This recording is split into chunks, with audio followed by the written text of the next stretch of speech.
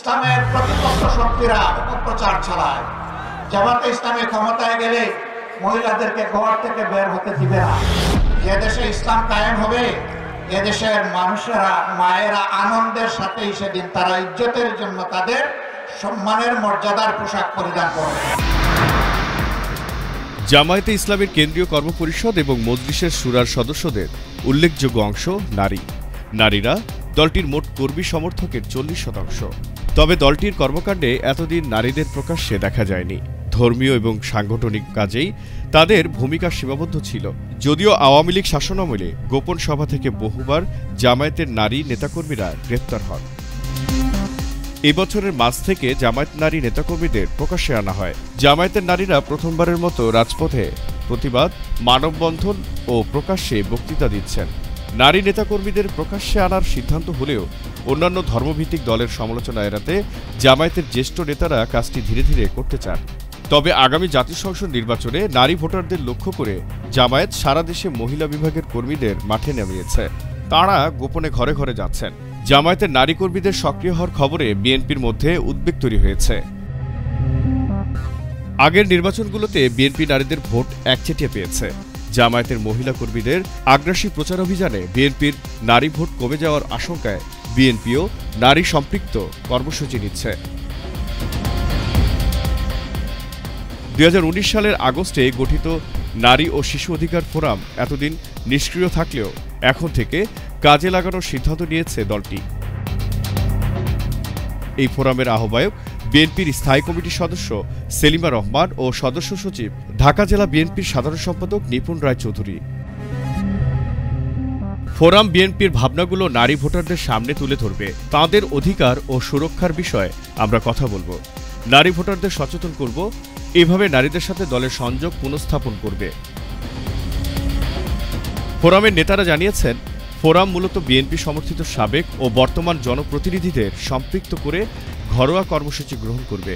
সারা দেশের ইউনিয়ন, পৌরসভা ও উপজেলা পরিষদে বিএনপি সমর্থিত সাবেক ও বর্তমান জনপ্রতিনিধিদের একত্র করে নির্বাচন কেন্দ্রিক কিছু দলীয় নির্দেশনা দেওয়া হবে। কর্মসূচিতে আগামী দিনে বিএনপির ভাবনা, নারীর অধিকার, সুরক্ষা ও ক্ষমতায়ন, বিশেষ করে নারী ভোটারদের সচেতন করার বিষয়ে সুনির্দিষ্ট বক্তব্য থাকবে। 14 অক্টোবর খুলনা বিভাগ দিয়ে কর্মসূচি শুরু হবে। খুলনা জেলা ও মহানগরের পাশাপাশি বাগেরহাট ও সাতক্ষীরা জেলার বিএনপি সমর্থিত সাবেক ও বর্তমান জনপ্রতিনিধিদের নিয়ে আলোচনা ও মতবিনিময় হবে। পরদিন 15 অক্টোবর বৃহত্তর যশোর, মাগুরা, ঝিনাইদহ ও নড়াইল জেলার সাবেক ও বর্তমান জনপ্রতিনিধিদের নিয়ে কর্মসূচি হবে। 16 অক্টোবর কুষ্টিয়া, মেহেরপুর ও চুয়াডাঙ্গা জেলার জনপ্রতিনিধিদের নিয়ে আলোচনা ও মতবিনিময় হবে। এসব কর্মসূচিতে সংশ্লিষ্ট জেলার বিএনপির সভাপতি ও আহ্বায়ক, সাধারণ সম্পাদক বা সদস্য সচিবদের যুক্ত করা হবে। এরপর পর্যায়ক্রমে দেশের অন্যান্য বিভাগেও একই ধরনের কর্মসূচি নেওয়া হবে। 1940 সালে প্রতিষ্ঠার পর থেকেই জামায়াতের মহিলা বিভাগ রয়েছে। অতীতে দলটির নারী নেতাকর্মীর অংশগ্রহণ ছিল সাংগঠনিক ও ধর্মীয় কার্যক্রমের মধ্যে সীমাবদ্ধ। তবে আগামী নির্বাচনে জয়ের লক্ষ্যে অর্ধেক ভোটার নারীদের টার্গেট করে জামায়াত মহিলা নেতা কর্মীদেরকে এবছর মাঠে নামিয়েছে। 10 মার্চ রাজধানীর প্রেস ক্লাবের সামনে ধর্ষণ, নারী ও শিশু নিপীড়নের প্রতিবাদে 5 দফা দাবিতে মানববন্ধন করে জামায়াতের মহিলা বিভাগ। হাজারখানেক নারী নেতাকর্মী মানববন্ধনে অংশ নিয়ে ধর্ষণের বিচার দাবিতে স্লোগান ও বক্তব্য দেন।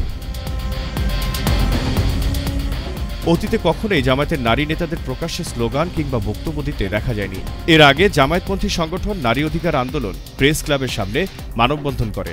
নারী কর্মীর উপর হামলার প্রতিবাদে 11 মার্চ ঝিনাইদহের মহেশপুরে সরকারি ডিগ্রি কলেজ মাঠে নারী সমাবেশ করে স্থানীয় জামায়াত।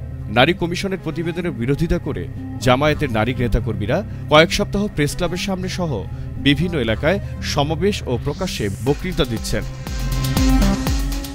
গত 21 জুলাই সোমবার রাজধানীর মগবাজারের দলীয় কার্যালয়ে ঢাকায় নিযুক্ত যুক্তরাষ্ট্রের charge d' affaires Tracy Ann Jacobson জামায়াতে ইসলামীর আমির ডক্টর শফিকুর রহমানের সঙ্গে বৈঠক করেছেন। বৈঠকে প্রথমবারের মতো একই টেবিলে এক সারিতে জামায়াত আমিরের সঙ্গে জামায়াতের মহিলা বিভাগের সরকারি সেক্রেটারি সাইদা রুম্মান, কর্মপরিষদ সদস্য professor doctor Habiba Chowdhury switch, মহিলা বিভাগের মজলিসের শুরা সদস্য সাবেক এমপি ডক্টর আমিনা রহমান উপস্থিত ছিলেন। বৈঠকের পর মহিলা জামায়াতের নেতারা ট্রেসিয়ানকে জামদানি শাড়ি উপহার দেন। জামায়াত আনুষ্ঠানিকভাবে এই বৈঠকের ছবি প্রকাশ করেছে। এর আগে গত ১৯ মে ব্রিটিশ হাইকমিশনার সারা কুকের সঙ্গে মহিলা বিভাগের সেক্রেটারি নুরুন্নিসা সিদ্দিকার নেতৃত্বে ৯ সদস্যের প্রতিনিধি দল সৌজন্য সাক্ষাৎ ও বৈঠক করেন। এ সময় জামায়াতের মহিলা বিভাগের কার্যক্রম ও সামাজিক সম্পৃক্ততা নিয়ে আলোচনা হয়। ভিউজ বাংলা।